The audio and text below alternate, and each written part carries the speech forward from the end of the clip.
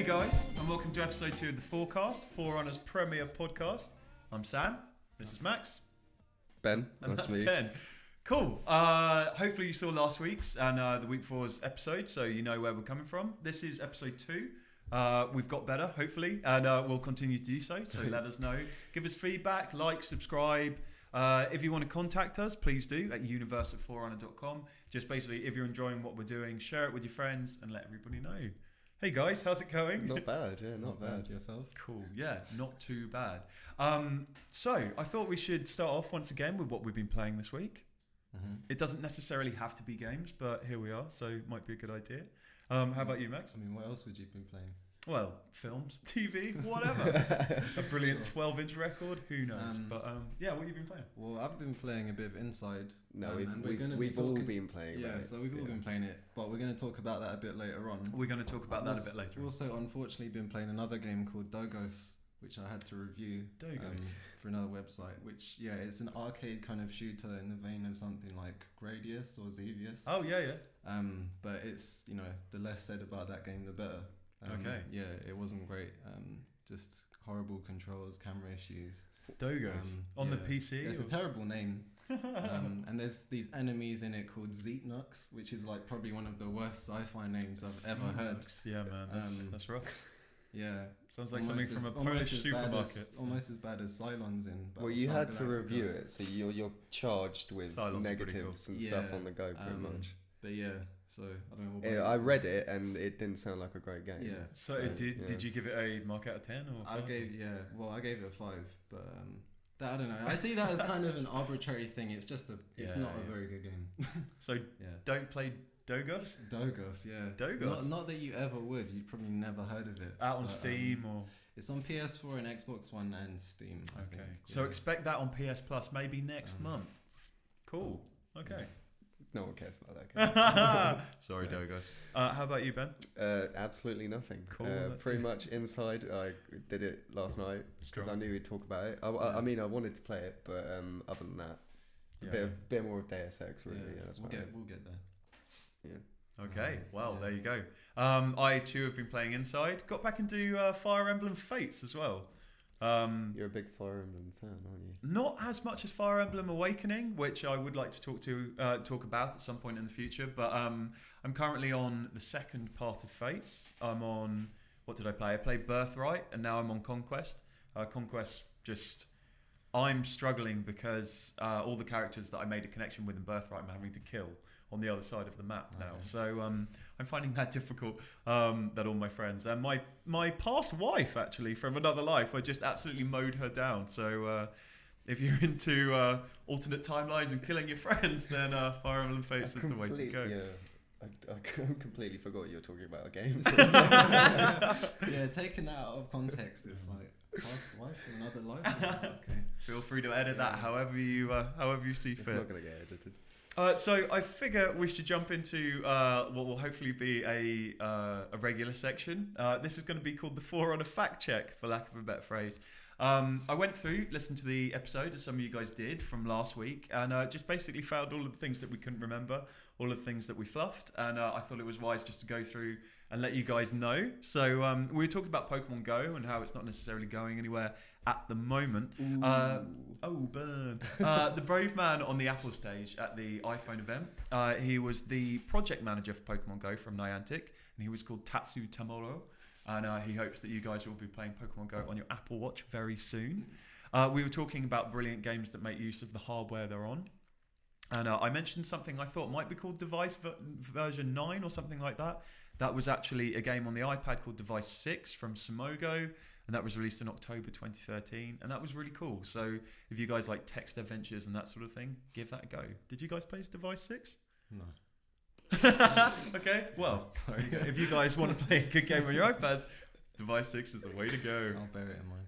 I was talking, brilliant. So don't play Dogos, yeah. Don't play that. And okay, well, Device 6 is awesome. So there's a Downwell creator. I was talking about Downwell a lot and how brilliant it is. A very smart man called Ajuro Fumoto. Kara Ellison at Kotaku unearthed a really interesting fact about him. He's also an opera student at the Tokyo Arts College. How about that? Mm-hmm. How about that? And he makes games in his spare time. A very good one. And we talked a bit about volume, and Thomas was alone. Mike Bithell, he is indeed British, and he has an affinity for Stoke-on-Trent, as we were talking about. As a side note, Andrew Webster, who works for The Verge, he wrote an excellent piece about what we were talking about with indie games and the struggles of indie success stories. So basically, what do you do after you've had this insane game that's blown up, and where do you go from that? I'm sure we'll get back to that when we're talking about Inside. Yeah.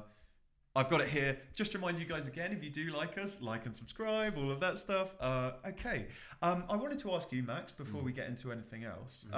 In the last week, Max has had a very interesting road trip down to Brighton.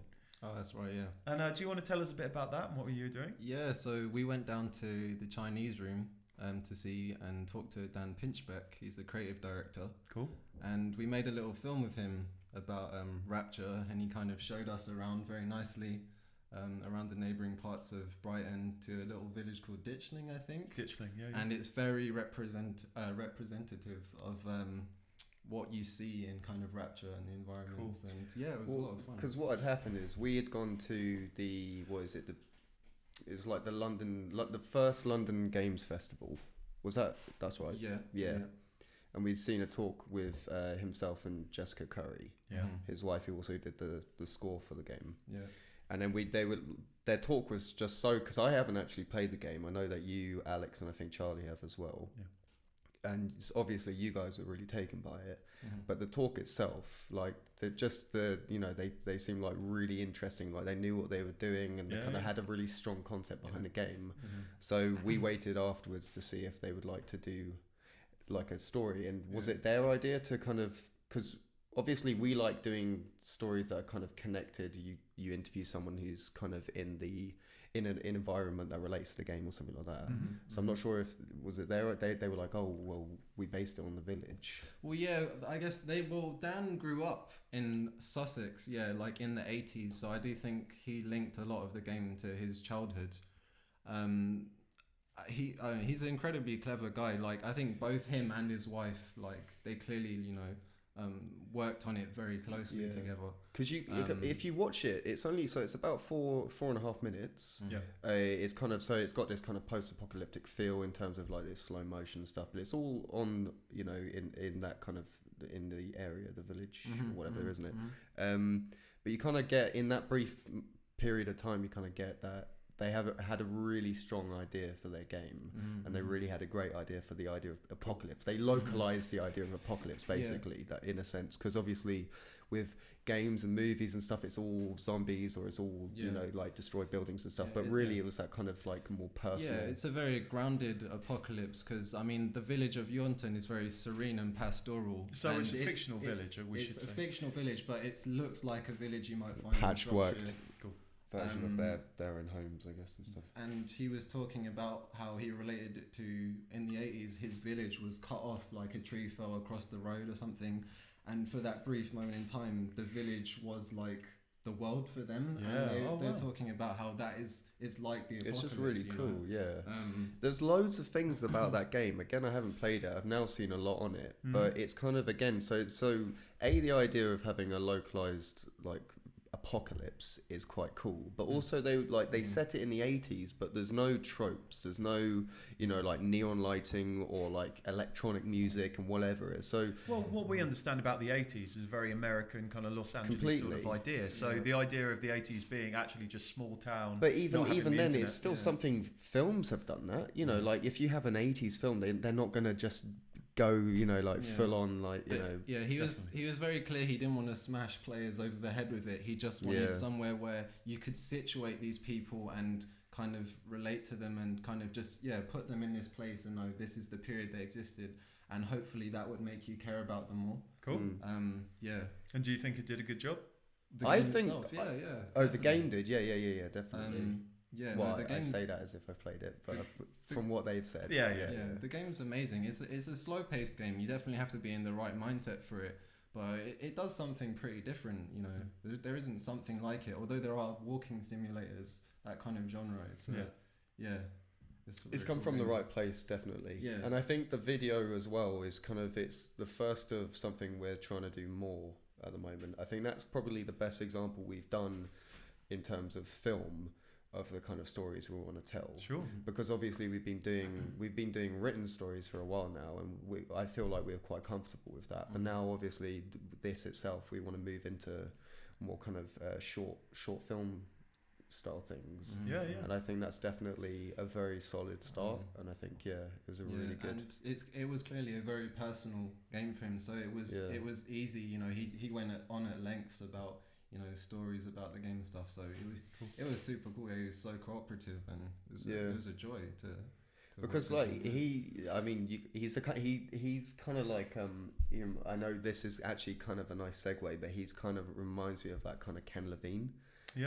Just someone who really thinks about the medium, not for the sake of it, but just kind of like, what can we do and what's the point, what's the purpose? I'm not going to do that for the sake of doing it. That has to have a reason, all that stuff. So Ken Levine being the smart man behind Bioshock, Bioshock, System Shock 2, etc. Funny enough, he did a PhD in first-person shooters exactly. as well, which is Dan did, into Bioshock. Well, as luck may have it, haven't even planned it, but I thought that's a good place to move on to. I've been playing Bioshock again. Awesome. Not part of the collection because I don't have. Hey? Yeah, no, I was going to ask if it was part of the collection. Well, I thought, you know, I mean, when you look back on these games, remasters in particular, you know, people always talk about them looking like you remember a game looking. And we kind of come to an interesting time now where we all grew up before HD. So I remember Bioshock being the most amazing looking game in the world. But going back to an HD game that's 8 years old now, and actually seeing how does that hold up, what does it look like? 9 years old in some cases. I've got it on the PS3 now, and it doesn't look that bad. I was watching the comparison videos between the original and the remasters, and you know, maybe it's just through whatever my internet browser or with my internet, I couldn't see too much of a difference. Like now that the game's out in the wild, I think that very much that is the case, and there's a lot to be said for going back and playing with those textures and doing a very good job with, you know, kind of making it current. And make it new again. I know that you're a big fan of Bioshock. Bioshock is my favourite game. Yeah, I mean, that or Mass Effect 1, but for now I'll definitely say Bioshock. I love it to bits. I think it's weird. So I've got this. Max has had this to death, but it was odd because I think I don't know. Like I played it at maybe like a pivotal time in my life, right? So the first time I played it, I played it how I usually play games, and I just got it over and done with, and it just didn't resonate with me at all. And then I went back and played it again, and this time taking note of all the detail and really getting into its philosophies and its, you know, just what today I would be like instantly, this is incredible. But at the time, so I had to. Well, we were young. All the arrow on as well. I played it with the arrow.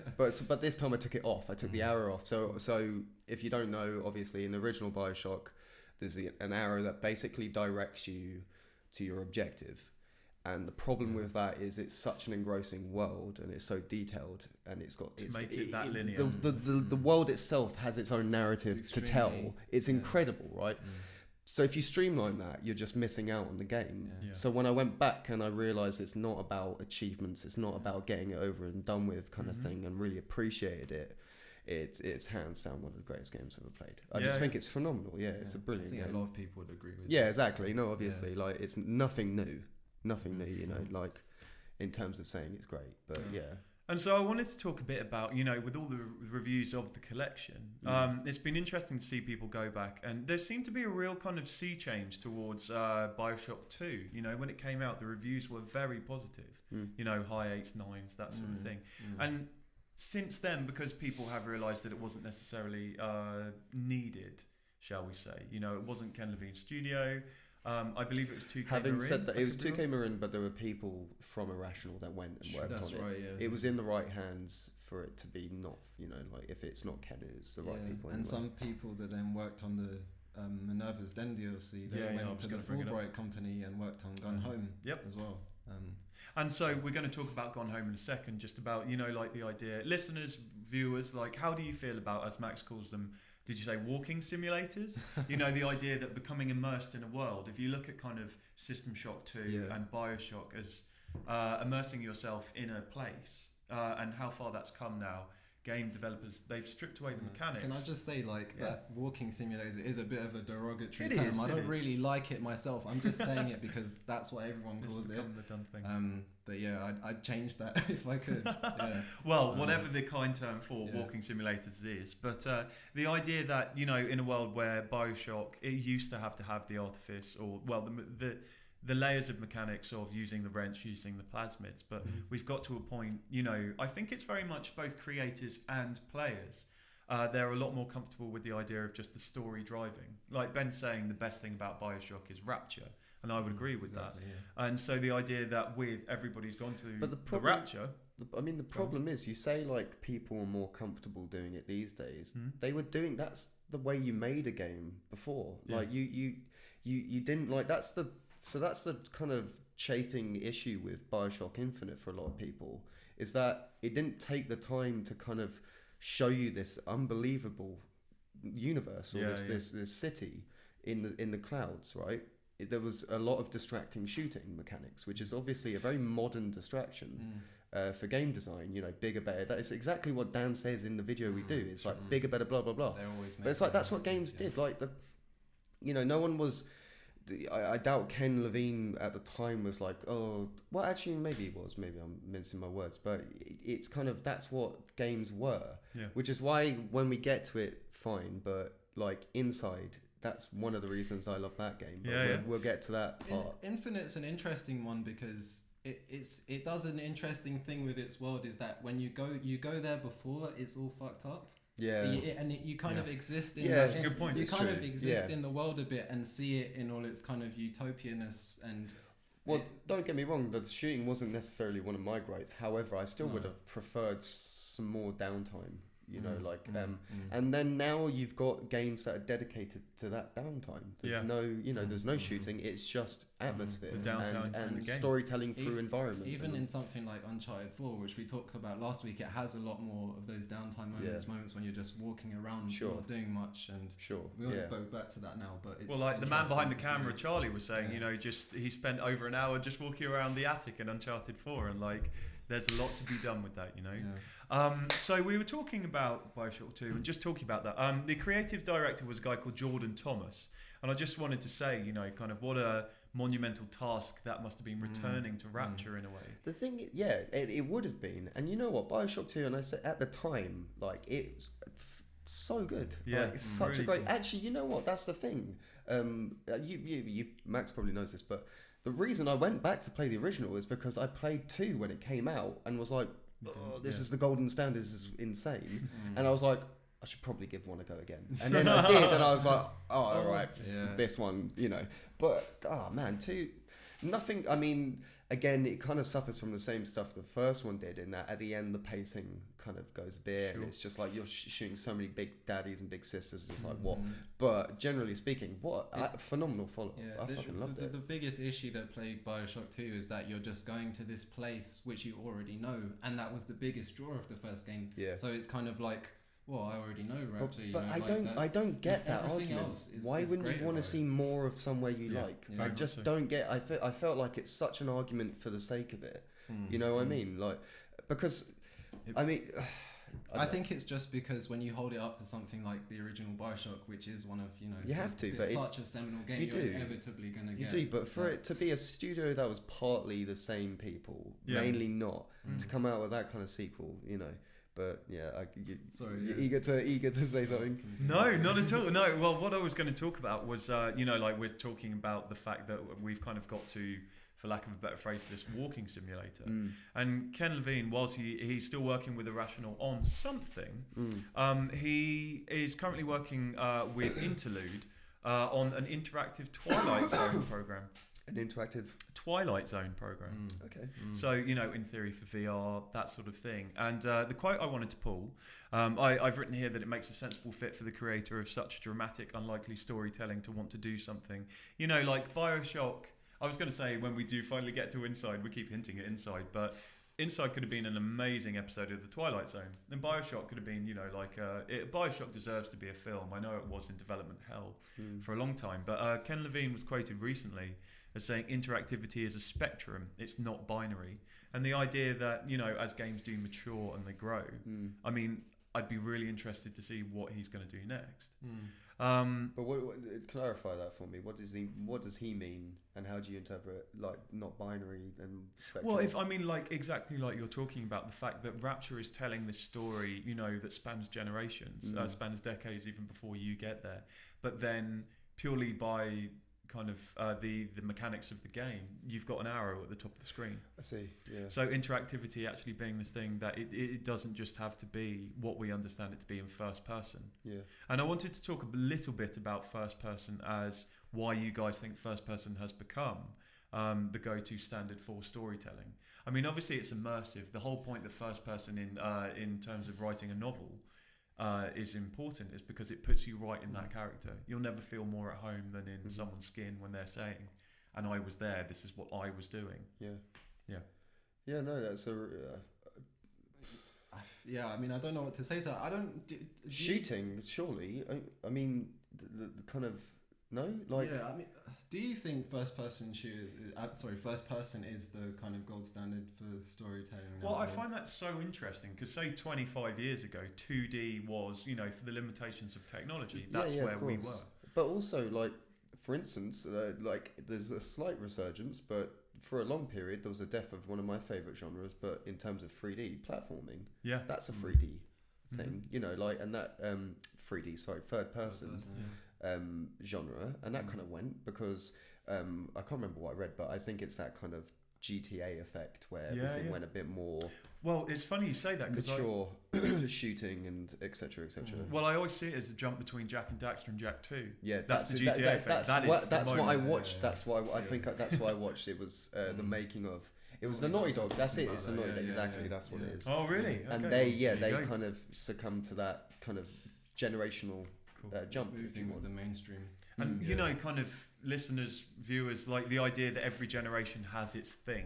Yeah. And kind of cover-based shooters being almost the 360 thing that came along and said, okay, now you can snap to walls and that sort of thing. Gears of War. Gears of Stop and Pop, for lack of a better phrase, that sort of thing. It's interesting because third-person games have had just as much of a success with storytelling. I feel recently as well. So.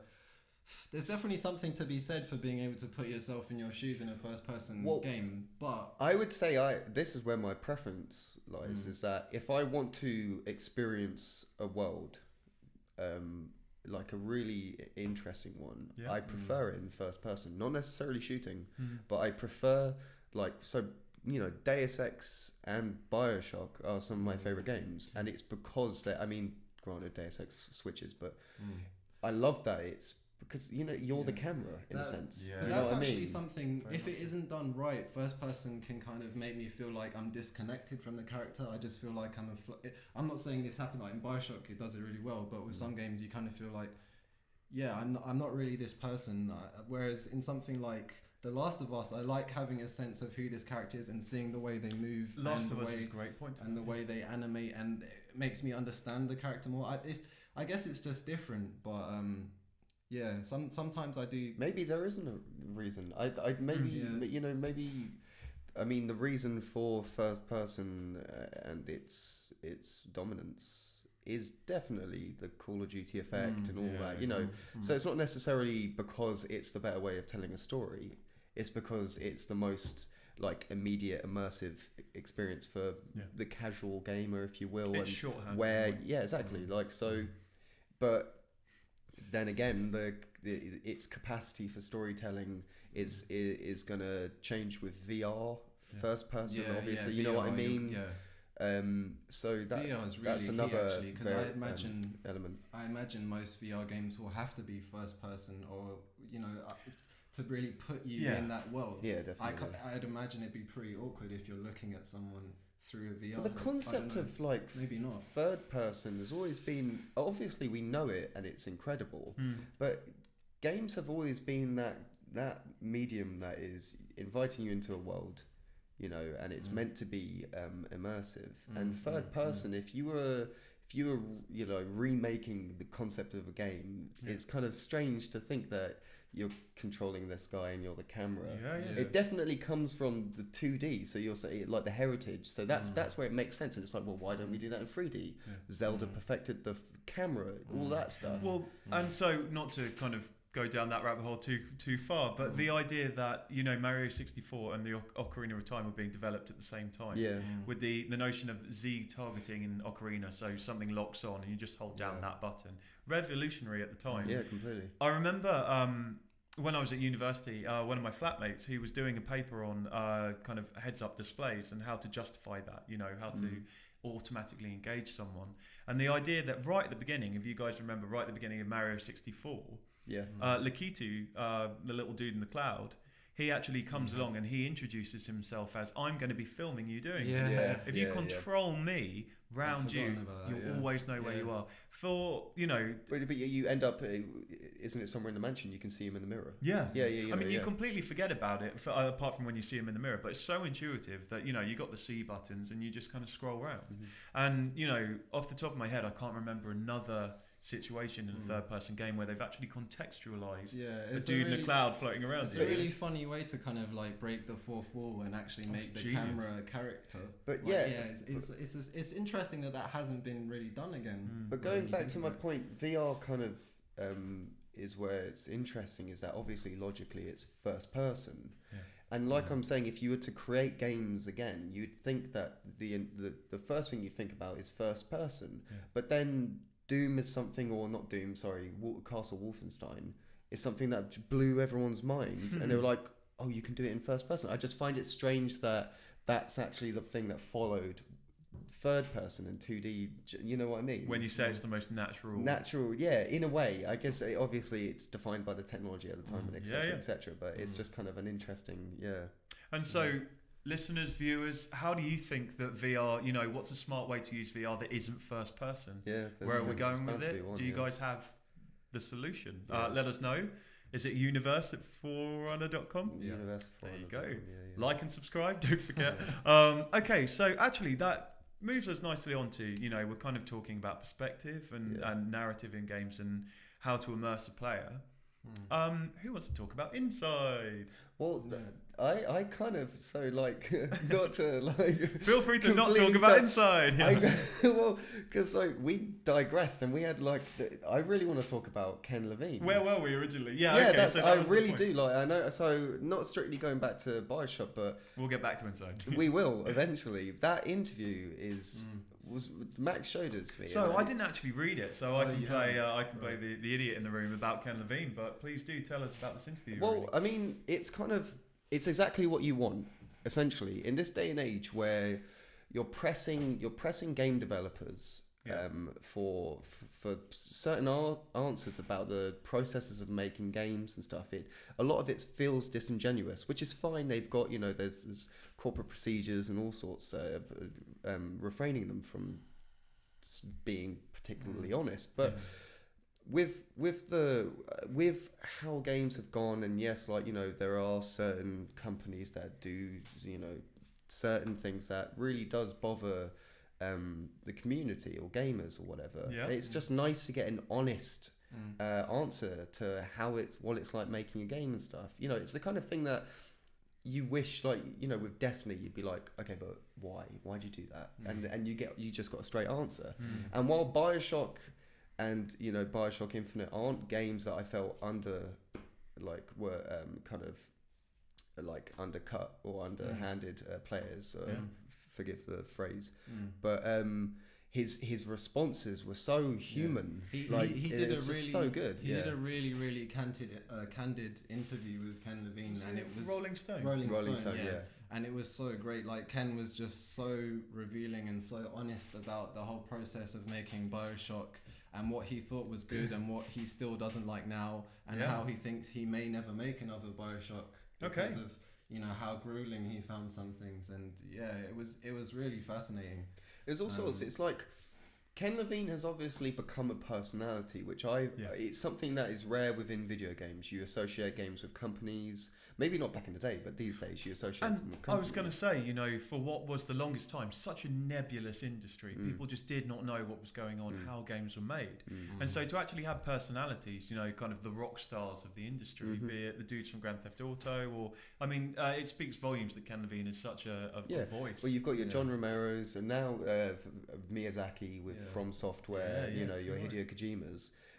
But Ken Levine is definitely up there, especially with the kind of Western games, and that's quite a remarkable thing to be an individual within such a kind of community, very prestigious business or whatever. But he was talking about things like, I mean, I don't know if you want to step in, but he was like talking about some of the things I loved were, so yeah, talking about personalities. He was talking very personally. He was saying like, you know, I suffered from anxiety and things like that, and the actual grueling process of making a game like Infinite, and he was saying things. Well, you know, you go. But no, well, I was just going to say gush for ages about one of the most shocking things he says is that if it were up to him, he'd never actually ship a game because he doesn't like having to be judged by other people when it comes out. His favorite thing about making a game to him is just working with a team of people. Yeah, and having that shared experience, process, you know, which is really revealing and in some ways kind of sad for us. But you know, it's great that he can be so honest. But that's what. And to go back to things like we were talking about earlier about like games like Bioshock being so great because it's about the downtime and stuff like that. And he one of his quotes was, you know, games are so big these days and the teams are so huge. You might be walking through your company and be like, I don't know who this person is or what they do. And he was playing The Division, and one of his quotes was, I wouldn't surprise me if 10 people had to research what bins are like and make that bin look realistic. You know what I mean? He was saying, I think he was actually playing The Division and he walked by like a bin bag and he knew there was like 20 people must have spent an inordinate amount of time just designing this bin bag, and it's like that must take a serious amount of kind of disorganization, if you will, within a company to spend that amount of time. We're just being told to get closer to the mics, guys. We're back on track. To spend that amount of time on something that doesn't really matter. You know, and it's just a weird way in which some game design is kind of looking towards. But we're moving into an interesting place with computer games, and we're excited to be doing that. But the idea that, you know, we're going into 4K and then beyond that 8K or whatever, like those things that, you know, they really do make a world, they make it immersive. But it's true. I don't need 27 different types of bin bag, you know? Not at all. I remember, to be honest, I remember Dan, what's his... Pinchbeck? Yeah, one of his quotes I loved. He's who's that? Sorry. From thank you. You're right. From Chinese room. One hell of an interview, guys. So no, Ben wasn't there. It's okay. One of the things he said, he was like, you know, what's the point of putting in like loads of different bikes if they're just? Do you remember him saying that? It's like I would prefer to put in. Like this is the dumbest thing. Why am I saying this? I think I know you remember he was like Now sorry, we just need to do a quick technical check. Is the microphone okay, Charlie? Yeah, cool. We're still good. Go on. Just edit this. It's complete rambling. Lots of bikes. He's like but the point you're getting towards is that I've forgotten what the hell I was saying. I imagine the point you're going towards is sort of like building lots of arbitrary things in the world, but not actually worrying about essentially what makes a game fun or the kind of essential parts that make up a game. You know? Pretty much. But yeah, I don't know what are your thoughts on that, Sam? On what makes a game? On what? Where are I love bikes and games. Just that kind of thought process of you know, kind of obsessing about the menial details rather than. I mean, not to get to as basic as why do you guys play video games? Although I think that's another question for another time. But what is important to you when you're playing something? What immerses you first and foremost? I mean, I've learned an inside talk. Like, it reminded me like it is atmosphere in it, and I really do appreciate storytelling, but not directly through narrative. You know what I mean? Like world building and stuff really does. That's just kind of the thing I love most, definitely. And so actually, just before we get onto Inside, I think we'll probably have a quick break and then come back to do an Inside episode in itself. I want to talk to you guys about Bioshock, about the idea that Ken Levine might not be up for making another one. Sure. Listeners, how do you feel about that? What do you see as a potential future for Bioshock, though? We've been underwater. We've been up in the air. I mean, it doesn't matter. Like, to be honest, I'm fine just Bioshock. That's it. But what? That's the final with chapter. Ken Levine making it or someone else doing it? Well, I mean, you tell me. Like, we're talking about Bioshock 2 not being an absolute travesty. Then No, would not you at be all. happy with it being someone else? I'd love to see more Columbia. Yeah, that's Columbia. fine. Do what you want. But to be honest, it's like it's not a necessity. I'd prefer if Ken Levine, with people that he knew and trusted and worked well with, just made a different experience that he believed in and wanted to make. I'm fine with not having another Bioshock. I think you can make an interesting world. I don't want it to become a brand. Yeah, you know, like, I think you can have an interesting world like a Bioshock, but not have that name attached to it. But for instance, We Happy Few. That's like, so I'm not mistaken, that's some of the team, or they're in some kind of relationship. Yeah, so that is some of the old Irrational guys that are now left. I wouldn't be able to tell you what the new company's called. Like, I mean, that'll be in Forerunner Fact Check next week. But they've clearly carried some of the philosophies they either developed or knew from working on those kind of games. And it's interesting to see what they've adopted, what they actually took away. Yeah. Because I couldn't think of anything worse, quite frankly, than the idea of it being, it's almost a roguelike, it's procedurally generated. Yeah, I don't get it. I do have time for that, but maybe not in this podcast. I feel like they carried the wrong sentiments. So I feel like we've got to go dystopian. So they've gone, right, 1960s England, and you've got to do some Equilibrium, the movie, kind of like injection, and you've got to be happy. And it's kind of like, okay, we get it. Like, you worked at Irrational, you want to do a dystopian. As long as if they nail atmosphere, storytelling, like for instance, the hopeful things I liked from it is that you're getting told the story through people around you. Yeah. And for instance, there's a scene where he's where he's staying, and it's in the sewers or something like that. And you're getting information from a radio, and it's just a very normal thing, but that gives you so much context and so much it's that kind of storytelling that I enjoy. I just feel like maybe they're trying to do a very irrational type Charlie's just telling us from off camera, we are doing an article on them as well, so okay. Yeah, I expect to hear more about that as well. Good stuff. You got that to look forward to, guys. Yeah. Are you looking forward to We Happy Few listeners, viewers? Let us know. It is. It certainly is. Okay, well, I was just going to say, I mean, like, I've got one episode left, so no spoilers, but I'm watching Stranger Things, like everybody else on the planet at the moment. And the idea that if Bioshock has gone up to the clouds and down underwater, sideways might be an interesting way, alternate worlds and that sort of thing. I think the thing with Bioshock Infinite, is that it does tie a very neat bow by being essentially... is it Jet Li? What's that film One? With like a million different alternate universes. Dude, I have no idea. Yeah, I don't know. Whatever that film's called. Fact checking next week. But whatever that, the idea that when you're just kind of walking through at the end as Booker, and there are just 1,000 different. There's always a lighthouse. It does set it up very nicely for if they ever did want to do another one. You've got the lore there that exists. All these multiple infinite universes. Variables and what have you.